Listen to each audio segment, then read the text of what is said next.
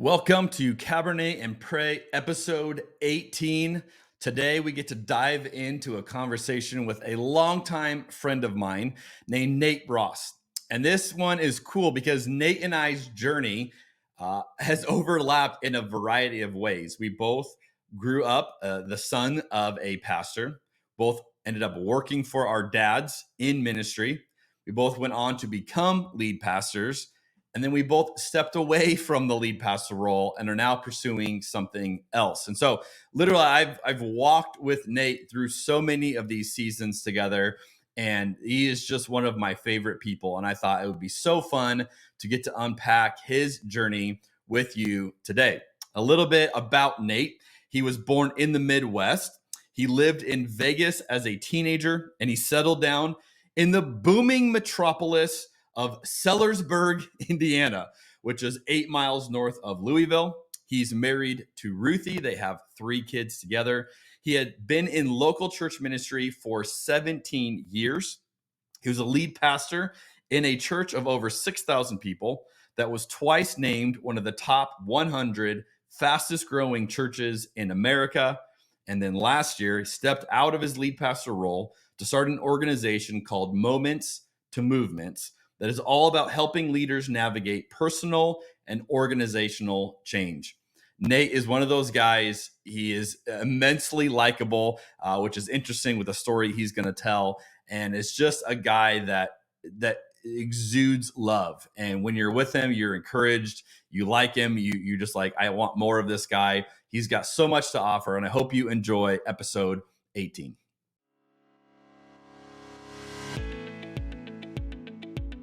I've never shared this with anybody publicly. There's so many things happening in this conversation right now. 1,000 years from now, people are going to be looking at this podcast saying, so this was the breakthrough. If this was SportsCenter, that would be like such a hot take. Skip Bayless would have no idea. Stephen A. Smith would have no idea what to say if you drop that down. That is so good. The joke I always say is like, how'd you learn so much? You got to drink a lot. The power of food and beverage to lubricate an environment. Resistance to change is hurting the church. I'm not in the camp that God has a penis or a vagina or a body at all. I'm in the camp that God is a universal spirit. This is the strangest podcast that I've been on. I don't even know what to do. I'm kind of geeked up about this wine. You've uncovered the mystery. You've exposed the formula. You've just duct taped together a number of things that aren't normally hanging out together, and I'm here for it. We're going to sit down at a table. We're going to have a glass of wine and some food, and we're going to talk about the beauty of Jesus. Thank you for the hospitality that this particular podcast provides folks like myself, and I know others, to be curious around their faith practices. I will never forget the first time I bought a bottle of wine by myself, which was yesterday.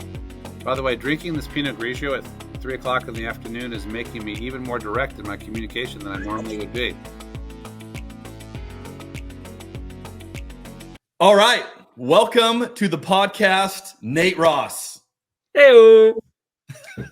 So great to have you. This is fun. A lot of times I interview people I don't know already. So it's my first introduction. Nate and I go way back. This is a bro of mine. So I'm excited. This is more like just for me, like to catch up with a good friend of mine.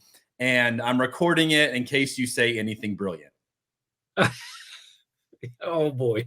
Which you've been known to do. So I just view this as you and I having a glass of wine together, and we're just going to record it, and we'll let people listen in, and hopefully you'll drop some of your truth bombs that you normally drop, and we're all just going to write them down and then be better for it. How's that sound? I'm game with it, man, and just a chance to catch up with you. This is a mutually selfish thing, man, to get to hang with you and catch up and chat with you. So this is great. All right. That sound, Nate, means we need to talk about what we're drinking. I'll go first. I'll describe it, and then we'll see what you do with this. All right. Today, I am drinking a 2019 Thorn Clark Shotfire Shiraz, that's a fun wine to say. This is what they call Syrah from Australia. For those of you who are like, what's a Shiraz? It's a Syrah, but when you're in Australia, you got to do things a little fancy. So that's what I'm drinking today. A delightful, bold red. as I was tasting this, I got blackberry, plum, olive, leather, and vanilla bean. So I'm getting lots of fun things. Nate, what are you drinking today? So this is why I picked this one. One, it's the only bottle of wine I had in my house.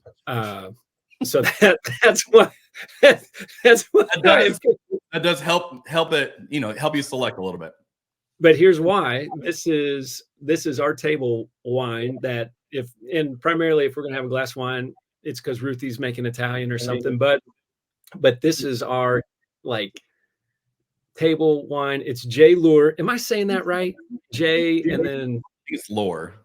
Lore. See, I think so. But I here's what I've learned with wine names, Nate. You just say it with a little bravado and confidence, and people assume you know what you're talking about. And I've had to pronounce some gnarly Italian names, and I don't know what I'm talking about, but I just say it like it's cool. And then people are like, "Oh, wow, he really knows how to say that." And then an expert's like, "That is not how you pronounce that." That's not the one. Actually, it's from Seven Oaks, and I can pronounce that. So there you go. Build on that. Build on that. So I'm gonna stay there with the Seven Oaks. It is a cab, a 2020, and what I get notes of when someone's like, "Well, why is this like your kind of table wine?" Is there's a buttery finish. So I don't know where that fits in the wine category, and that'll probably get me kicked out of your events that you'll have. You're like, "Sir, no refund. Leave now." But this is it. I love it. Easy. And then I think it's only like $15, $16 a bottle, something like that at the grocery store. So it's an easy pickup. But literally, this is like our favorite if we're gonna have a glass of wine at dinner. So this is why I feel like you are in my house right now. We're sitting at the table, hanging. This is what I would pour you. Cheers. I like it. We'll go with that. So Nate and I got some good wines. We're ready to roll. Nate, you and I were in a mentor group together many years ago. This is where we got to develop our budding friendship. I have a lot of memories from those times. I'm curious, what do you remember from those mentor groups? What stands out to you when you think back on those times? Well, a couple things. One, what an incredible gift to sit with those mentors both. And we got to hang with Mark Scott and then Dr. Walker as well. Both at the Blessing Ranch, one in Colorado, one in Florida. But to me, because I'm such a relational people, it's like, if I can be with the right people, that makes everything. And so for me, my biggest takeaway is there was so much wisdom that was shared. And there's so many times, even remembering how you guys would handle confrontation as a staff, the whole open hand thing. And, hey, I'm about ready to say something tough. I need you to receive this. Just learning incredible wisdom from people was the highlight for me. It was beyond anything for me. So I think I remember the food we ate and the wine we drank and the cigars and you're holier than I am. I remember the fun stuff that we did. Got to sit out in that patio and, just unpack life together. And the context of it was Nate and I both grew up as preacher's kids and had worked on staff for our dads. And, the kind of in the future was this idea that we were going to be lead pastors. So this is early on in our ministry careers. And so there's this group of us. Originally, it was all preacher's kids, as I recall. That was the first group. And then you and I transitioned into a second group that was just kind of more broad, future lead pastors. And those were fun times. And it was fun to, in real time, work through, the issues we had, the hiccups, the challenges we were trying to figure out, and then to, obviously glean from incredible mentors. But, get to do it alongside people like you. Was super cool. So I was curious what you thought back on those days. And I want to paint a little picture because I don't know how long ago that was. I don't know if you could guess, what year did you and I meet? You have any guess? I got nothing. I'm really bad at time. I'd be I don't know, 10 years. I am. Yeah. especially in ministry, man. Sometimes ministry feels like dog years. So you're like, that was just 1 year. No, that was 7. That was one. It felt like 100. So here's my question, because you and I we're not the same people we were in those circles. And so I'd love to hear from you. This is a question I like asking people on this. How has your faith changed? Let's just say over the last 10 years, to pick the last decade. How would you describe your faith being different than it was 10 years ago?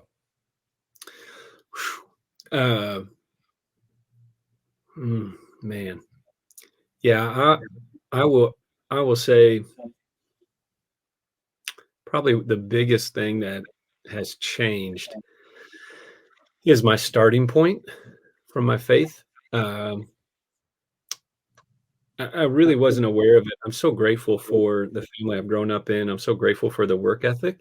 But one of the biggest things that I've grown in is my awareness of how much the family I've grown up in has formed me, and even how much where I start just as a person has formed me, and how much, in a lot of ways, I'm not blaming anybody, but how much I was actually deformed by starting there. So what I mean is this, like, ministry for me, or my faith, would rise and fall on my passion, effort, energy, zeal. Even this is something I say too, like, part of my brokenness and like broken metaphor that I realized is even in, like, never even dated like college, really. And it's not because I don't want to, just like, you're gonna screw this whole thing up. I'm gonna hold off here. So he was like, this is for your good. And but I remember, like, this was the brokenness of my metaphor, is like, if you work hard enough, everything will work out. And if things aren't working out, work harder. Do you think that's from, like, Christian culture itself? That's why I'm like, I don't have anybody to blame, or, any of that. I just go, I've just become more aware of not even saying that I would believe that, but I would just live that. Like, this was my own, I don't know, self-righteousness maybe, or, like, just my MO, my starting point was always that. And part of it is because people reward drive or my charisma, like, I suck at social media, so I'm not trying to, like, point all roads back to me or something like that, or just like promote my highlight reel. But there was always a thing of, like, that was the starting. And gradually what's just happened over and over again is there's been so many things that have not worked out despite me working harder. And the Lord's like, what are you gonna do with that? like, how does that fit in your faith paradigm of, well, you're working hard and it's not working out. What's wrong with you? And that's really been the journey for me, even in this last season of stepping out of the lead pastor role. Don't regret it. Not sad that I did it, but just realizing, like, there's certain gifting and callings and things and even assignments that the Lord gives that it's like, this doesn't rise and fall on your effort and energy. And that's been like, whew, okay. Like, I've just had to, and again, I'm not, and that's why I don't want to miss if that has been facilitated, but I just know in my own soul, that was core to me. And part of that was just how you would just navigate. Probably also because I was 5 foot tall as a freshman in high school, and you had to work harder than everybody else and at everything. Like, you were not 5 feet tall as a freshman. Totally. Really?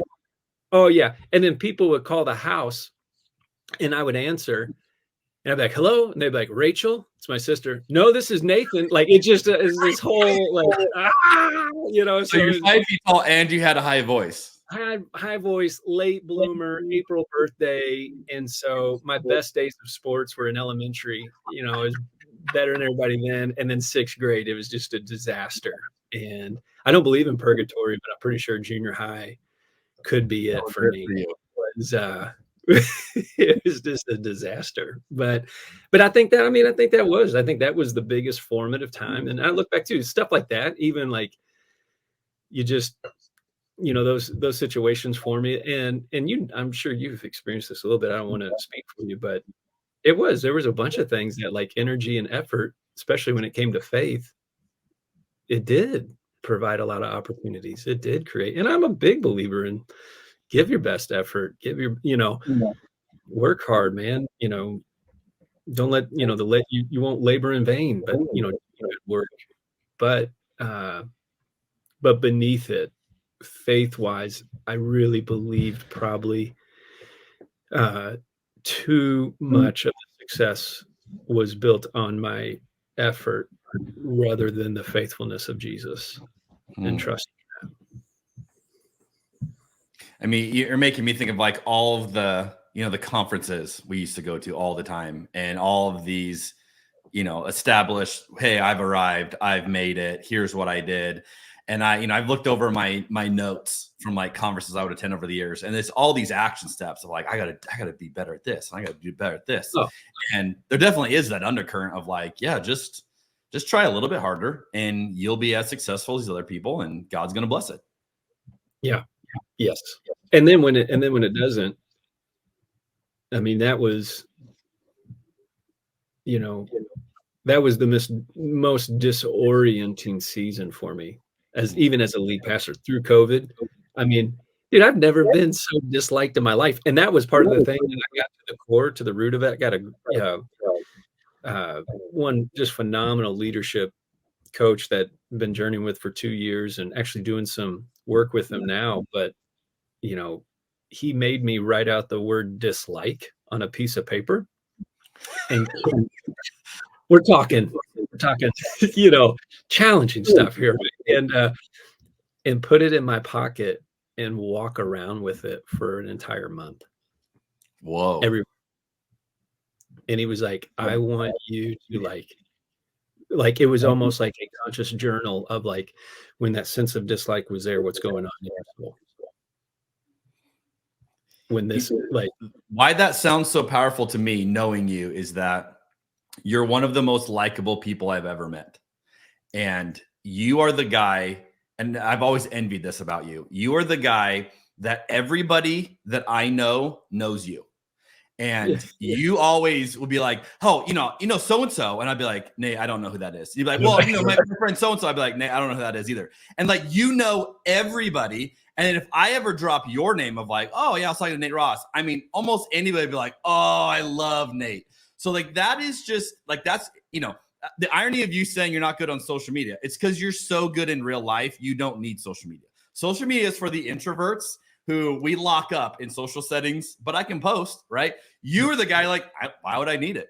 I'm going to befriend every single person in that room, right? So that is so amazing that was what you were instructed to do, like knowing how likable you are. And so like, literally for me, I use social media to learn, not to connect. It's funny you say that. And it's not because I would be anti-connecting. I just don't, I don't message anybody. You don't need to. It's always this, I'm learning. I mean, that's why I watch your show. That's why I watch all the, everything where I'm like, it's my way to stay connected because that fuels my heart. But Dave Ryder is his name. He's just a great friend, and now, leadership coach, and get to be one of his associates is one of the things I do. And his big verse that he introduced me to was Proverbs 20, verse 5, where it says, the purposes of a person's heart are deep waters, but a person of understanding draws it out. And his whole thing is like, because you're just frantic. All these things are coming up, and it's not just COVID or any of that type of stuff. It's just, there's just seasons where, and he's like, Nate, it's not that people need to learn how to get deep. He's like, they just haven't had access to their deep waters yet. And he's like, and so that whole thing of dislike was me learning to get access to the deeper waters. And he's like, this is what continues to be, because really what I would find is this. So I was in a cohort with him, and then another Christian psychologist. So it was like taking organizational leadership with Christian psychology and bringing them together. And her name's Jules Wilhelm, and she would just call me out. She was like, "You're coping right now." And I'm like, "No, I'm connecting right now with people." She's like, and she would just watch it in a group setting. I would say something, and then someone would push back, and I'm like, "Well, you're probably right. I see where you're coming from, Jeremy." And she'd be like, "Why are you coping?" I'm like, "I'm not coping. Because I'm like, I'm not smoking cigarettes right now. I'm fine, right? I'm like, that's who I am. Like that's the only way people cope with stress or something." And she's like, "No, you cope way more than you realize, and you just relationally just kind of, hey, as long as everybody likes you and you're good, I'm good, we're all good." And then she's like, "But you're not good. You're not good. Like things are in you, and that's not good, and you're just making sure." And again, all of this has been this, look at the questions you're asking, Jeremy. All of this gets to the deeper things of the faith journey and what's getting revealed and what we've been living with, but we're not even aware of, or even given access, the ability to access it, and go, yeah, that's not good in me. That's not healthy in me. That's not of the Lord, it's just of the flesh or whatever. But yeah, so it's been a wild road. Why do you think more people are reluctant to do that work themselves? Because I think you and I have had similar journeys in a sense where, when I stepped away from being lead pastor, I felt this strong sense of I should not go run back into another role somewhere else. Like that would not give me the space to sit in that and ponder it and learn from it and grow from it. And, I think a lot of times people go from one wound to another wound, right? And would never spend the time to figure out, what am I feeling right now? What is it revealing to me? What am I learning about God? Well, all of this, because it's not pleasant, I would say sitting in that space was not at all pleasant, but that was the catalyst for me to become a different version of myself. And I'm biased. I would say a better version. I like this version of myself better. But it took sitting in that space. What do you think? Like someone's listening to this, watching this, they're like, "Oh, cool. I want to have that." And maybe they're recognizing their own need for that of I kind of relate to this. Maybe I'm coping. Mm-hmm. What do you think maybe it can help people do that work themselves? Well, I think one, some folks long for it, but even that verse said, it's there's a person of understanding that helps draw it out.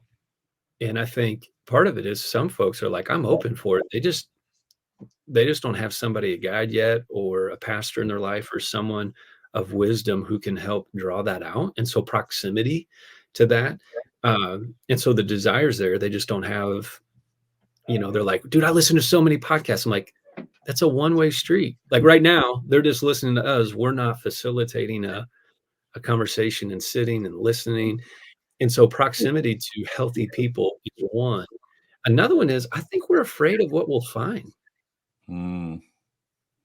I think people are going to have to go back to childhood stuff.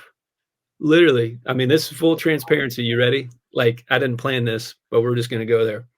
So that counselor, Jules Wilhelm, she really went to it. She's like, "I want you to think the earliest time in your life that you were afraid of people's dislike." And I was like, "Okay." She's like, "Close your eyes." This is over Zoom, by the way. Oof. Not even in person. And okay. And I closed my eyes and I'm just thinking. And I went back to and the thing is, I joke about this story. This is what's so funny. I'll tell the story to people, and I've laughed for years about the story, but I had no idea what was going on in it. And I was brand new. I just moved from Louisville, Kentucky to Bloomington, Indiana, God's country, and Southern Indiana. And I was 9 and was still wetting the bed. Super embarrassing, right? And so I would always go and play at friends' homes, but hey, we have something to do early in the morning. So I'd have to always leave at 11. Right. And this one time it was all the baseball players from our team that were staying over there. And I was like, I want to do it. My mom's like, I don't know, if you wet the bed there, this is gonna be. And so she lined my sleeping bag with plastic. I don't know what that was going to do for it, but it was like catch it or whatever. I mean, like, my mom was the sweetest, so she lines it. I stay up to like 4 a.m, thinking like I won't fall asleep, wake up at 6:30, and I had wet the bed. All the baseball players are asleep in the basement. So I go upstairs, I grab a Mountain Dew, and I crack the Mountain Dew and pour it all over myself. And I wake a buddy up. And I'm like, oh man, I poured Mountain Dew. I was trying to take a drink. I poured Mountain Dew all over myself. He goes, oh man, it looks like you wet the bed. I go, I know. Oh man, to like just to cover the mess. And she's like, one, that's very fast thinking, very good. And she goes, so let's now invite God into that basement with you.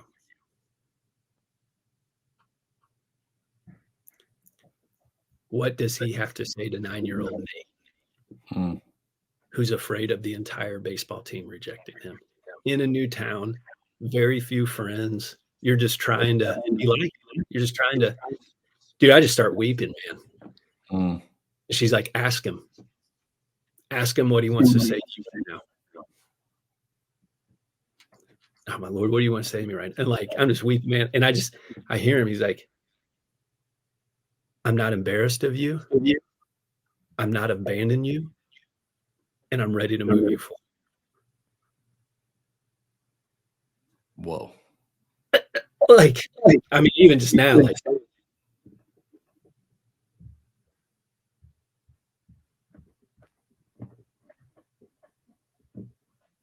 and I had like, I've told that story as a joke. It's funny. Like, I had no idea, like, how that moment, like, we talk about those things we're not aware of, like how much there's no church hurt there. You know what I'm saying? Like, there's no Christian culture hurt me. These are like just childhood things that we walk through, leave a mark on us, that have made us afraid, that have, and not that everybody has to go to their deepest, darkest thing, but she knew, like, if you're really going to deal with this, you got to go to these experiences, man. And you got to have God speak into you. Like, not just some cliche scriptures, like, what does he want to tell you? And like, I can recite those clear as day, not because I'm articulate or whatever. That was the heart of God, is like, dude, I was with you there. And like, even in the future, like, I'm not embarrassed of you, man. Like, I didn't abandon you in that basement, and I'm ready to move you forward. And I just go, I think for a lot of us, we don't want to go there. We don't want to and like, and that's the thing, is some of us, we know those like those moments that did create that thing. Like, I wasn't even aware. She just asked a question. Think as far back as you possibly could. Like, that was it. Think as far back as you possibly could about the potential of not being liked or being disliked. And it was just getting to that. And I'm just learning that stuff hangs with us. It fuels us. It teaches us how to navigate those tough things. And I think those are some of it. It's like people of wisdom around us, and then the fear of being vulnerable. And I think that just the last one is just a loss of control. Yeah. Because if you get faced with it, you may lose control. And so let's just not deal with it, because it could control, like, a loss of control can be costly. Well, no one wants to feel like that 9-year-old again. Oh my gosh. No, man. and so, no, that was in the past. I dealt with that. I survived it. I navigated it. I don't need to revisit it. And it's like, well, it's visiting you every day. Mm-hmm. It's shaping your decision. It's keeping you from moving into rich relationship or wholeness or all sorts of things. And but I think those are the top three things, at least for me, that I've found. Through them. What's your relationship with Mountain Dew these days? Oh, abandoned it. No, I did take a drink. Trigger for you, or like too soon? Yeah, like you see it and you're like, oh, no. I did take a drink of the Mountain Dew Zero the other day. I'm like, man, they're honing it in for us 40-year-olds. They're really getting. Dude, you're so funny. I feel the same way. My guilty pleasure, like we go to Taco Bell or something because we don't have time. It's like, hey, let's just grab something. Dude, they've got all sorts of Mountain Dew Zero flavors there, and I'm like, they have captured my childhood and lessened the sugar. And I understand it's fake sugar, or whatever. It's not good for you. I'm not saying I drink it every day. I'm just saying when you need your chalupa and you need to wash it down with something, that Mountain Dew Zero is pretty tasty. At 11 o'clock at night as well. I mean, like everything, like yeah, it's always later. It is, man. I just speaking of that, like I find what's funny is watching marketing. I got 3 kids now, and Ruthie and I do, and it's like everything is being marketed to you and I now, and I just crack up, man. I'm like, we're now the ones who are paying for everything for our kids, and so they're like, we're gonna appeal to these guys in their 40s because they're gonna buy this crap. Yeah, and childhood. I love it. It's all the Super Bowl halftime. We're finally the target audience. We're like, these have finally gotten good. It's like, no, we've reached the age. No. We're old enough now. We're like, oh, these are our people. We like these guys. That's right. I love it. Okay, so you and I have a lot in common. We grew up preachers' kids, both have that. Worked for our dads in ministry, both had that. Both became lead pastors, both have that. Both left the role of lead pastors. So, I mean, literally, there's a lot of connecting points there. You go, oh, you guys have a lot in common. I mean, for us to follow this trajectory, that's why I was like, this will be a fun conversation. I have noticed, and I'm curious your take on this because this is something I'm working through. So I need you to enlighten me on this. You've probably figured this out. I look at how my kids are growing up, and it is so different than how I grew up. I grew up with my dad, preaching every week. I was at church multiple times a week. My kids are not growing up with that now, and so we've had a different experience. And I just can't help but like mentally compare that. And then you ask the question, you mentally like, hey, am I giving them an adequate experience? Is this it's different? It's not, like I grew up knowing the Bible like inside and out because that was a culture I was raised in. And, we had Bible drills and memorized verses and just all of it. My kids don't know the Bible like I knew it at their age. You know what I mean? And so I'm looking at that and I'm like, no, I don't think that's the end all goal is to like have the Bible memorized because there's a lot of awful people who are very proficient in the Bible. But, it does kind of cause me pause. Because you have such a similarity in your own journey with your kids, do you ever have that thought? Like, do you look at your kids and how are you navigating how different they're growing up than the way you grew up? Oh, yeah. No, I think about it all the time. I'm like, I remember I memorized all the books of the Bible 2nd grade. This morning. I don't have a vivid memory, but I probably did. I remember, but that was part of the Sunday night church thing. And, like what you said, Sunday morning, Sunday night, Wednesday night, that was the routine. And even this morning, I got up. Today's our first day back from spring break. And, got up, read, had my quiet time. And it was 1 Corinthians 15 and go down and wake up my daughter for 6th grade. And I'm like, hey, remember, because of Jesus, we don't labor in vain today. And, just trying to encourage her. And, as we go back to work and different stuff. And she's leaving the house and she's like, yeah, Dad shared a scripture with me today. And Ruthie goes, oh, yeah, what was it? I don't know. It just walked out. And I'm like, awesome. I don't know. And you just like, I think. And I'm like, I was waking her up. So I'm like, she's, like, yeah, that was it. We'll say that was it. But it is, I do feel it. Two things. I do feel I'm going to have to pastor them differently, in the way of like meeting them, walking with them. And it really is, what's kind of fun is the hope is, at least for me, is it's really a return to that Deuteronomy 6 model. When you lie down, when you wake up, when you go to work, when you're doing like, it is this finding ways to bring scripture into this. Ruthie and I read a daily devotional thing together just to encourage each other, have stuff to talk about. And we're trying to share that a little bit with Lily as well, and reading stuff together. And I'm finding this is like, it's happened to ramp up compared to that idea of just a couple of times a week at church, because it was ingrained. It's like, we are going to have to forge a new path of family rhythms that on the way to travel ball, after travel ball, Lily, she doesn't do travel cheer. Her school team, they just won state for like their third time in a row. And so it's like, the cheer team for this, for the school is enough, like competitive enough, where it's like, we're not into all the travel stuff. But I'm going, people are going to have to go, dude, like, you're going to have to figure out, you're not going to wait for the idea that you're just going to get your kid to church and it's all going to change. It's like, you're going to have to change the entire rhythm of how much you were talking about this, the moments that you create, what you're putting, your time to. That has changed drastically. And then the thing is, for us, I'm not here to just raise the banner, but it's like, she's the only kid on the cheer team who doesn't have a phone.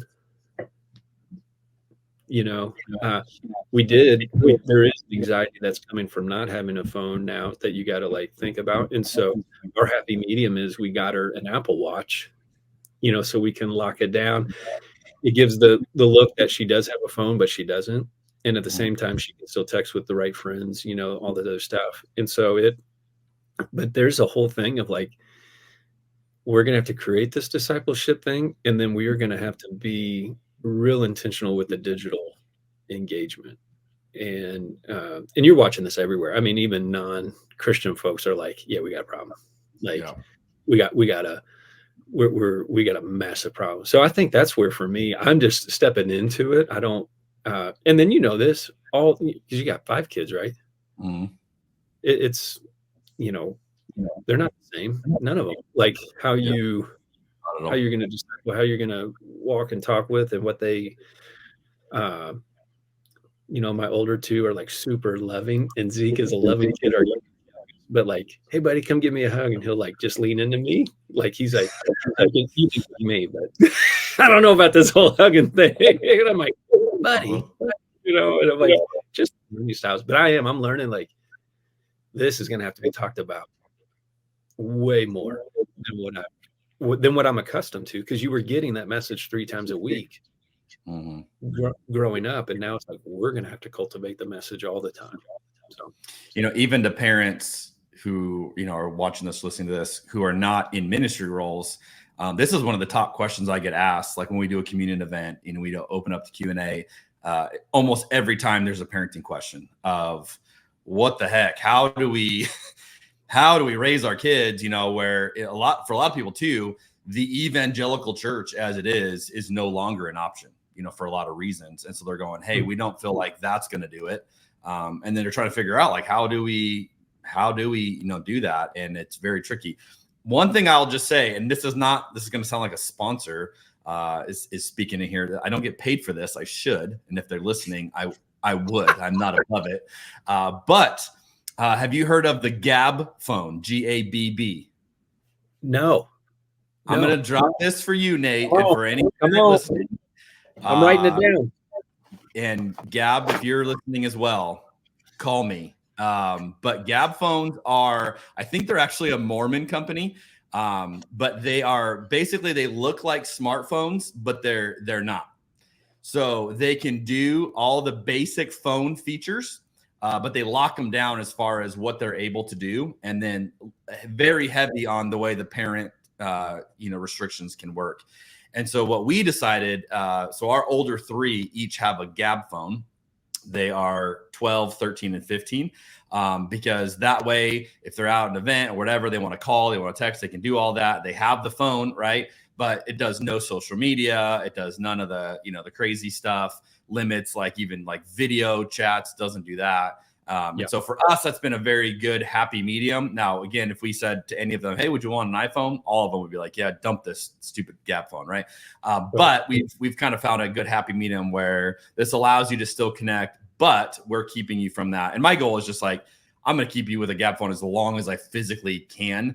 And, my 15-year-old, obviously our oldest, he's the one that pushes it the hardest. And I'm like, look, the rest of your life, you're going to be inundated with all this stuff. I'm like, just be a kid right now. And I'm like, I'm not trying to like stop you from experiencing the world. I'm like, you're going to have the rest of your life to deal with that. I'm like, but you're 15 right now. Like, just enjoy being 15. You'll never go back to this. And so maybe check it out. It sounds like you got to with your Apple Watch. I'm sitting here. I'm trying to find it. Like I took a picture of this and I'll probably miss it, but there's Rainn Wilson. It's amazing that you're quoting that.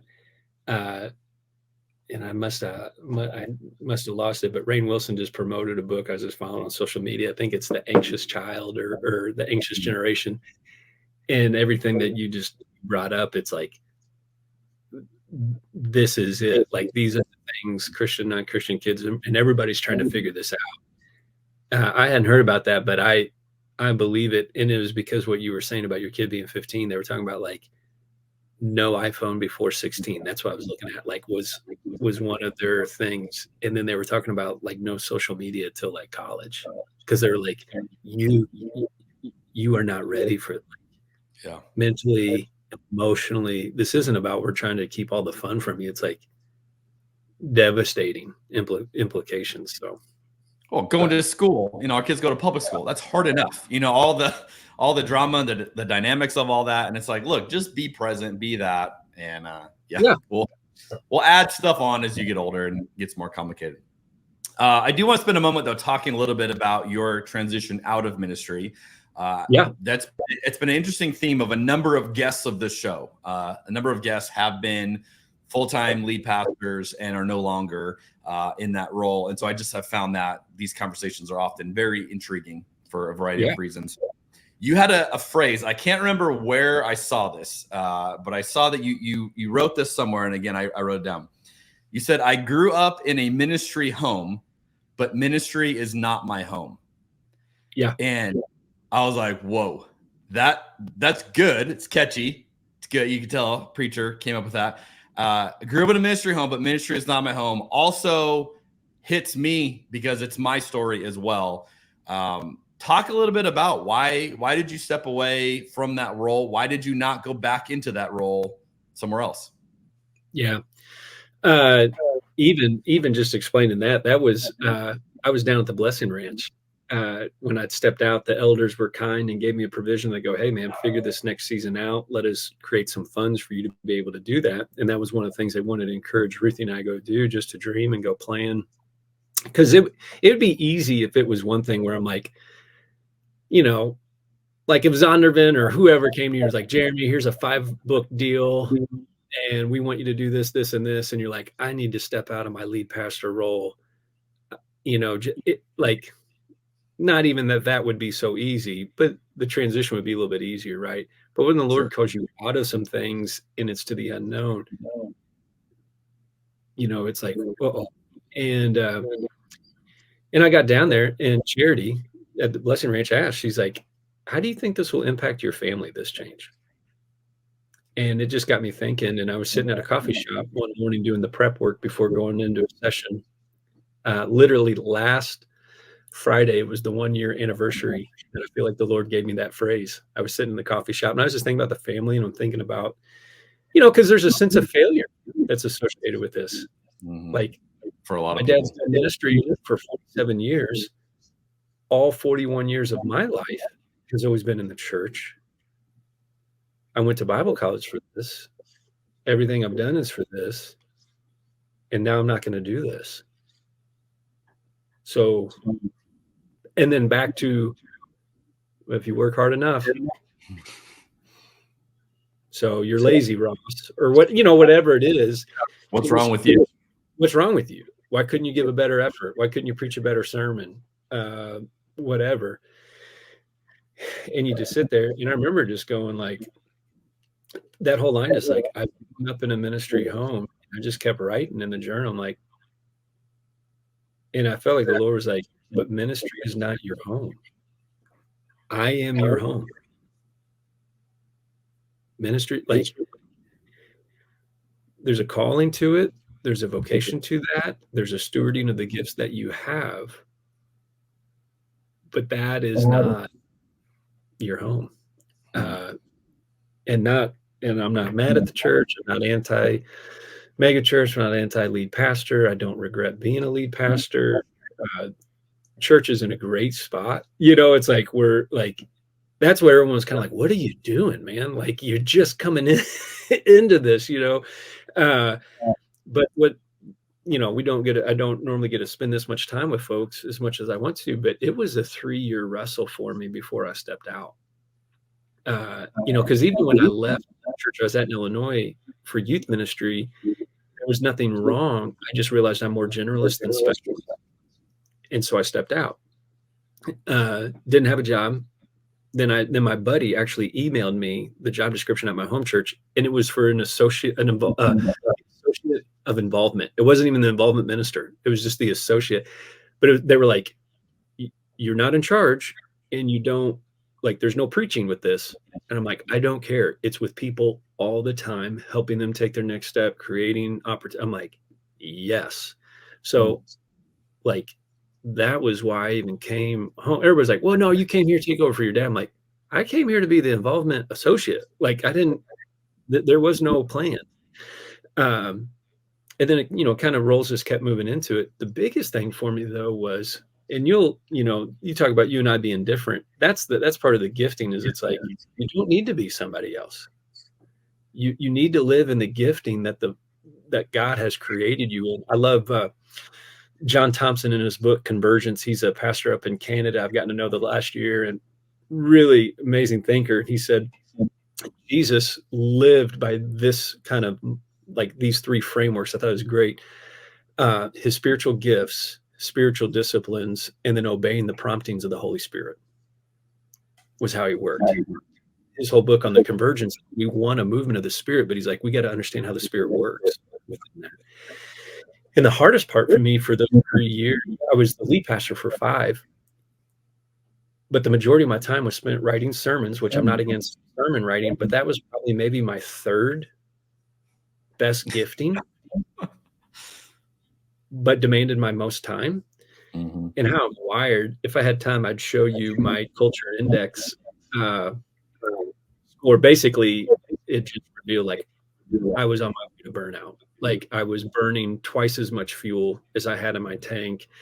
I was not getting to do things I was wired. And the elders were fine. I was bringing in guys like Mike Bro and Ephraim Smith, because I'm like, I can't spend this much time by myself preparing a sermon. Preaching is a monologue, not a dialogue.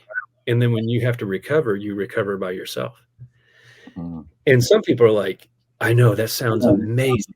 And I'm like, they're like, that's why I got into preaching. And I just went, how I'm wired, and even what the Lord's created and called me into next. That was my biggest thing. Is now, as I'm going for a couple of years, I'm like, okay, I've got to change this, or I got to tweak this. And really what was happening was there was some gifting where I'm like, I'm not getting to do what I'm really best at. And I'm okay to go again. I don't think there needs, I think there was 2 things too. One, I needed to continue to change how it was structured. Like, I love Daryl Land in Jasper, Indiana. He's the lead pastor, planted the church, multi-site, awesome, and he won't preach more than 22 times a year.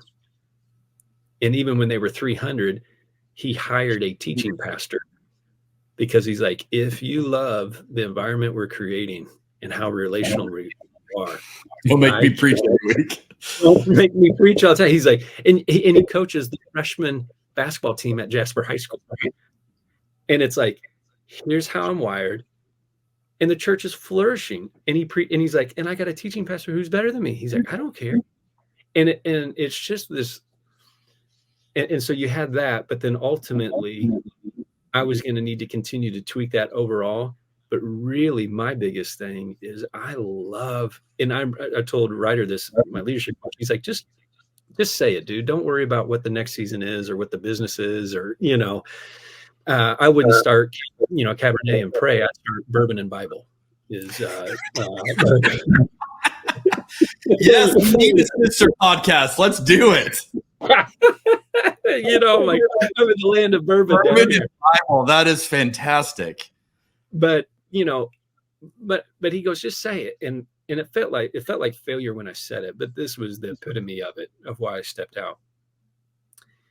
I said, I would rather help a leader with their thing than lead my thing. And it just saying it just felt like, I'm not a leader. This is failure. I didn't work hard enough. It's not working out. And he just goes, well, that's what I do. He's like, you want to do what I do? I'm like, Dave, I don't mean to insult you, man. I didn't mean it that way. He's like, no, he was high up in Motorola, and Zurich Insurance hired him to redo HR for North America. I mean, like all this incredible stuff, but he's like, I love helping leaders lead their thing. And that's just really, for me, that step out of it was, I realized I'm like, I have to pay more attention to that framework of like, I've got to stay way more in my spiritual gifts.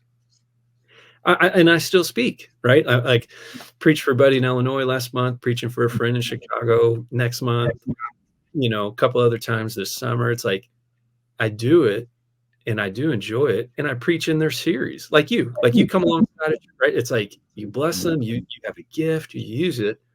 So it's not on the shelf, but it's like this idea that the only way you're going to preach is you have to be the lead pastor. There's no preaching. It's like, I think that is a misnomer that we're putting on folks. It was really the journey, but it was a 3-year journey just with myself of going, figure this out. What's wrong? Change this, do that. It's like, no, this isn't the right fit for me. What was your favorite part and your least favorite part about the role of lead pastor for you? Oh, man. For me, dude, I and this is so funny. Like, I love the details of creating environments. And I'm not talking just church service stuff, but like we would do night of worship, because Southern Indiana, everybody came home at Thanksgiving instead of like in a big metropolis, everybody goes home, right? So everybody came home from college, and we would do nights of worship the night before Thanksgiving and then have the church fast that day. So everybody's cooking food, but you're not eating, right? And then it was like this, we celebrated all that God did that year. And then this was like my favorite thing is there was one guy, John Baines, who got up at 5 a.m. and made breakfast for all the volunteers on Sunday morning for service in the back. Eggs, everything. And we would just recognize like lead servants in the church and surprise them. And then we would make like it wasn't even expensive, but like we would brag on them. And I made him an apron that said John the Baptist Baines on it. And the whole thing was like, John, you prepared the way for everybody. You were here before everybody. And him, then the next weekend he's in there making eggs with his apron on, and it was just this whole thing of like, and the place just, we'd call him up on stage and just thank him. Place just erupts, 95% of the room doesn't even know him. It doesn't matter. And just like this, creating these things and bringing them together, and the idea and the celebration of folks, it just like to get to do that stuff was for me, like, I just love that, man, of bringing that together. And really the hardest part for me was, and this, it doesn't matter what size church you're leading. The the weight and the loneliness, and not even just the loneliness. I think it's the cost of leadership that, because you're not going to make people happy. Stuff's always coming at you, and it was just hard. I mean, just the amount of time that you're by yourself, because I know you had student team, you had other roles and different stuff, and it's like when you move into that lead, like you keep moving away from people, and for me, I'm like, oh, like that's my lifeline. Collaboration. It's not really my middle name, but it is. Like that's like that's my lifeline. That's who I am. And when there's stuff you just delegate and you don't get to speak into and do that stuff, it's like that's just hard for me. And then that's a lot of it. You're just you're away from things all the time. Like, that's tough for me. Yeah. All right, let's come up for air. That's heavy stuff. Let's take a drink. I'm gonna ask you a drinking question, and then we'll do a rapid fire round, and you get to unload some rapid fire questions. So I love hearing this from people who have been drinking for years. I'm hoping you have a good one. What if I were to say, what's the best glass of wine you've ever had? Is there something that comes to mind? Is it was that one bottle or that one time or that one group or whatever? Is there a memory that comes to mind? Can you describe for us what was it? Yeah. So there's a wine called Carter Wines, and Mark Carter and his wife, they actually run at their winery. It's just northeast of Vista, that San Diego area, called Carter Wines. They have like 900 point wines. Like they are ballers in the game. Well, he's doing bourbon now too, called Old Carter Bourbon. He lives here in Louisville. So he's doing a wine event. My buddy gets a couple tickets for Ruthie and I. And what was funny is he's there early, kind of walking around, and people are trying the wines, and we're sipping them, and he's talking to Ruthie, and she's like, "So who are you?" He's like, Ruthie, no. Yeah, he's like, "Well, I'm Mark Carter with Carter Wines." Like, oh, Mark, we had no idea who this guy is. And like, he's this, genius winemaker, and but super kind. And then we try his wine. We're like, oh my gosh. So part of it was the whole dinner, and then the just watching us put our foot in our mouth. But so there's a little bit like, yes, it's a great glass of wine, but just the whole story of meeting Mark Carter and not knowing who he is. I love he just holds up a bottle to you and just slowly points to the label like that's me. That's when your name is on the bottle. That's a pretty big flex. Just be like, yeah, I'm that guy, the one that's on the bottle. Oh, that's a great story. Okay, rapid fire round. What do you see as the main issues facing Christianity in America today? Who is Jesus? Yeah. Who is Jesus, and what does obedience to the Holy Spirit really look like? That's good. That was very succinct and bam. Okay, I like it. Let's focus on the church. What do you see as the main issues facing the church in America today? How do we actually make a disciple that's more than just program based? You mean we can actually make people look more like Jesus? Yeah, right. It's like, how do we live that? How do we embody that? Beyond and I'm not anti-weekend gathering, but just how does that not get all the attention from us? Right. And even right expectation, timeline expectation, philosophy of how we're equipping to walk alongside folks. But it's good. Yeah. What would you say is something blowing your mind right now?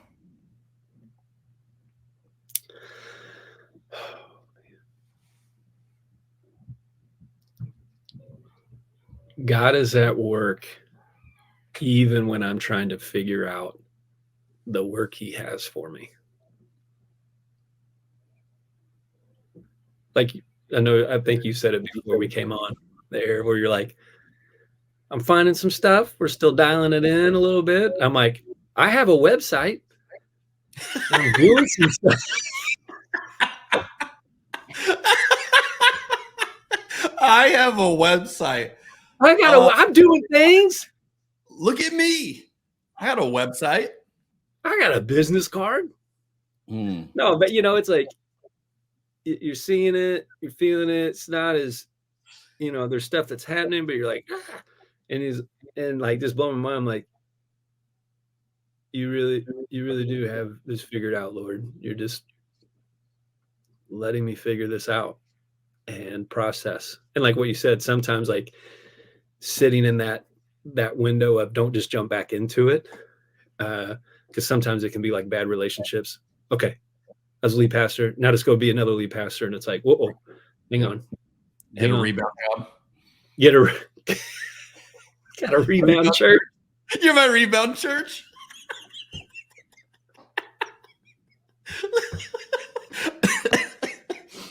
I was going through some things and you look pretty good.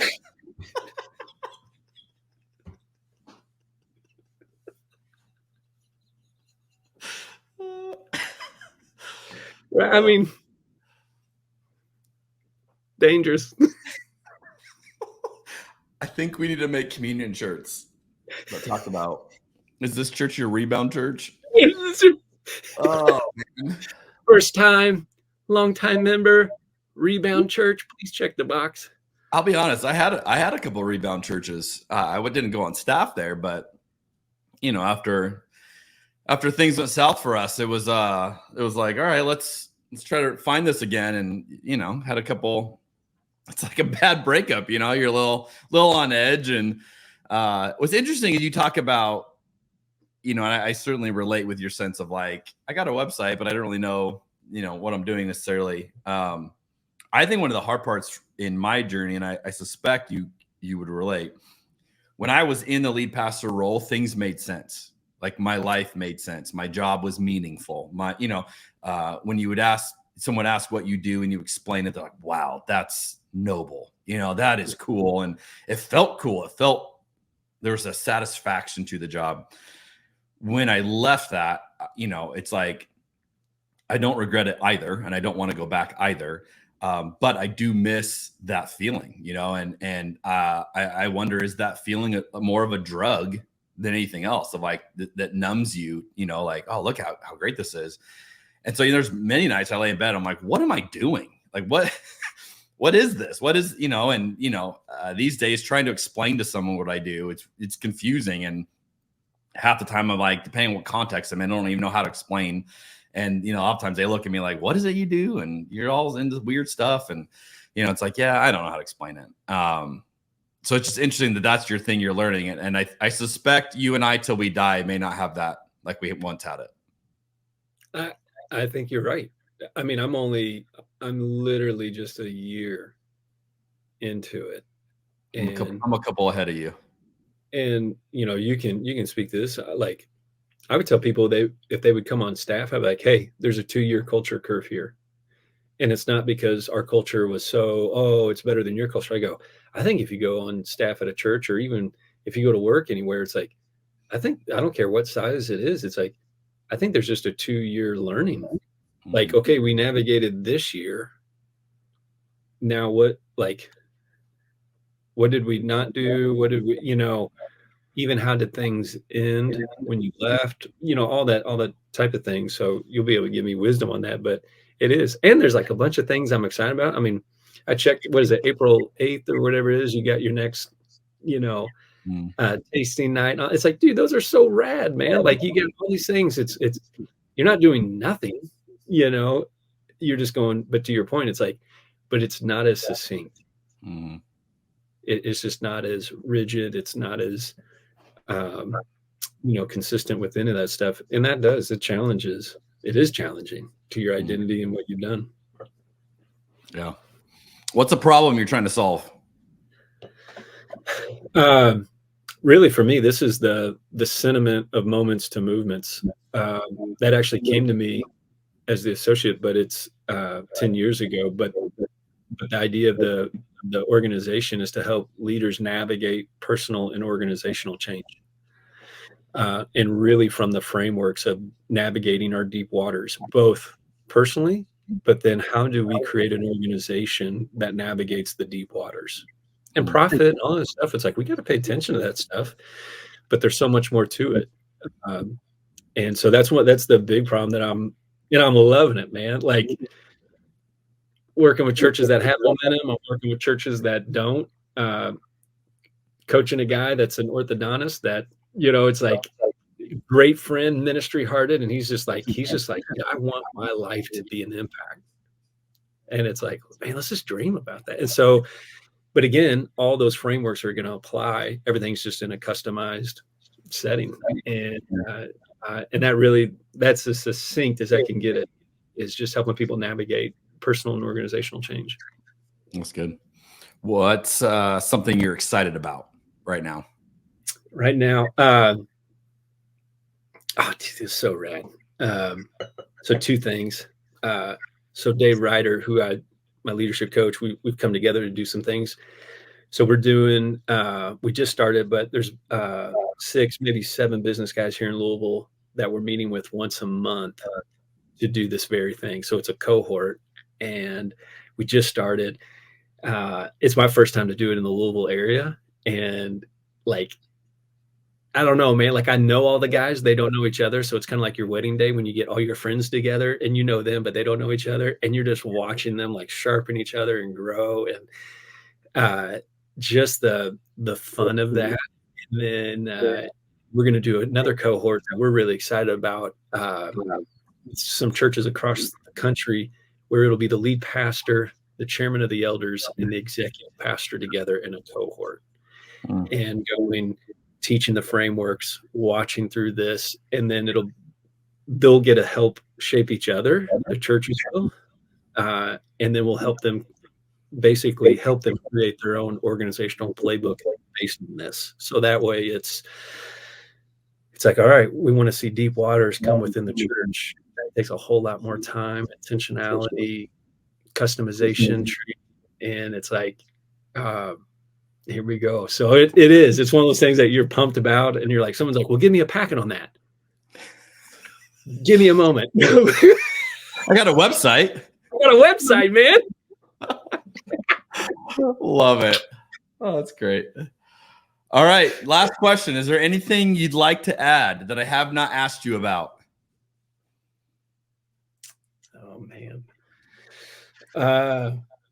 No, dude, you got me talking about my 9-year-old self wetting the bed, dude. If we're going to go there, we went there, man. We went there. This hour and 7 minutes. I will minutes. think of you every time I drink Mountain Dew now, I think. Just start giggling. My friend Nate. Pour a little out for me. He's at the window of the drive-through. Put a little Baja Blast on the pavement. There you go. No, man, this has been fun. Well, Nate, I appreciate your time, dude. This has been a blast to catch up with you. Love what you're doing. So if people want to check it out, you have a website, momentstommovements.com, right? That's it. That's the best place to send them. Yep. Yeah, that's the best one. I'm on, Twitter as well. You can find me, Nate Ross 44, but momentstommovements.com is the easiest. And if anybody would love to chat or talk more, let me know. But I'm just honored to be on the show and grateful to be your friend, man. Well, the website looks good, dude. It's a website. When you built it, you said it to me. I was like, ooh, you look legit now. Nate, in all seriousness, dude, you are one of the guys. I think the world of you. I have watched you live out your faith for however long we've been friends. We didn't never figure that out, but I think it's over a decade, and and easily. It's been cool to see how our lives and our stories have overlapped in so many of these areas, and then getting to walk this with you. And again, you know, I hope people who are you know, have been in this episode realize we both have stepped away from the ministry, but there's no bitterness there. There's no animosity. There's no hatred. There's a sense of like, hey, there's something new, and this is good. And I think we need to be able to demonstrate more of that. And so that's why I love people hearing your story and seeing how you're doing. And if you need a coach, you need someone to help you level up, Nate is an incredible guy. Maybe not your social media. He may not be able to dial in your social media, but he will help you figure out the 9-year-old version of you, and he'll take you there. So check out momentstomove.com. Thank you guys for dialing in to another episode. Whether you watched or listened, we're so grateful for you. We will see you guys all for the next episode of Cabernet and Pray. Thanks, friends.